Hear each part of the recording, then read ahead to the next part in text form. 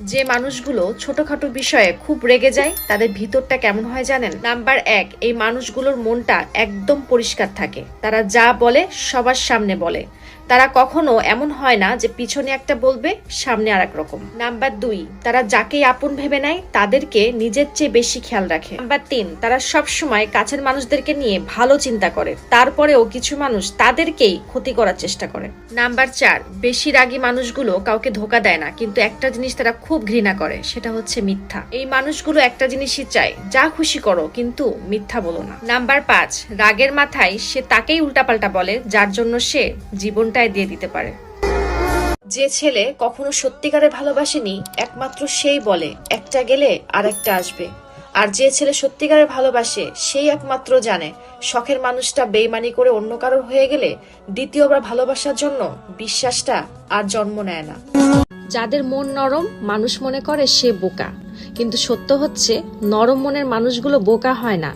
তারা কিন্তু খুব ভালো করে জানে যে মানুষ তার সাথে কি কি করছে, কিন্তু বারবার মানুষকে ক্ষমা করে দিয়ে সে এটাই প্রমাণ করে যে সে অনেক সুন্দর একটা মনের মালিক এবং সে জানে সম্পর্কগুলো কিভাবে ধরে রাখতে হয়। দেখেন, মানুষ তো সবার ঘরে জন্ম নেয়, কিন্তু মানুষের ভিতরে মানবতা নিয়ে খুব কম মানুষ ঘরে জন্ম নেয়। কখনো কি ভেবে দেখেছেন মানুষ আপনাকে কেন পাত্তা দিচ্ছে না? যে 4টি কারণে মানুষ আপনাকে অবহেলিত করবে। নাম্বার 1, আপনি একটা মানুষকে তার যোগ্যতার চাইতে বেশি গুরুত্ব দিয়ে ফেলেছেন।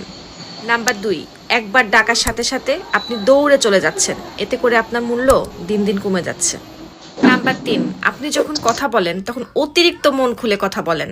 আর নাম্বার 4, খুব সহজে আপনি সবাইকে আপন ভেবে ফেলেন আর মনের সকল গোপন কথা প্রকাশ করে ফেলেন। রাগী এবং অভদ্র ছেলেদের সাথে যোগাযোগ ভালো রাখুন।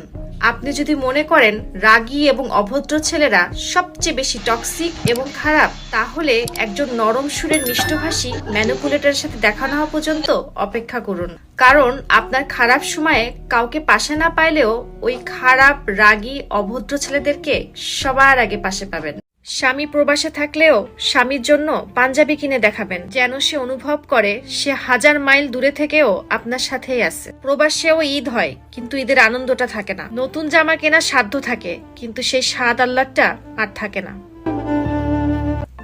যেই ছেলের টাকা বেশি পরিবারে তার তত দাম বেশি, আর যে ছেলে এখনো ইনকাম করতে শেখে নাই তাকে তো বাবা মাই দাম দেয় না, দুনিয়া কি দাম দিবে। আজকাল কিছু বাবা মারাও স্বার্থপর, ইনকাম বুঝে সন্তানকে ভালোবাসে। কারণ একটা বেকার ছেলেকে শুধু বউ না মাকেও বলতে শুনেছি, তোকে জন্ম দিয়ে আমি ভুল করছি, তুই মরতে পারস না।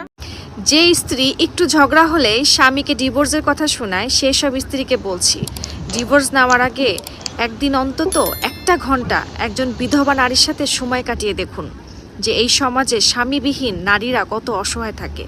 ডাইনে তাকাইলে কিছু মানুষের বোঝা হয়ে থাকে, বামে তাকাইলে দেখবেন কিছু মানুষের জন্য আপদ হয়ে থাকে, আর সামনে পিছনে তাকাইলে দেখবেন কিছু মানুষের জন্য অসৎ নারী হয়ে থাকে।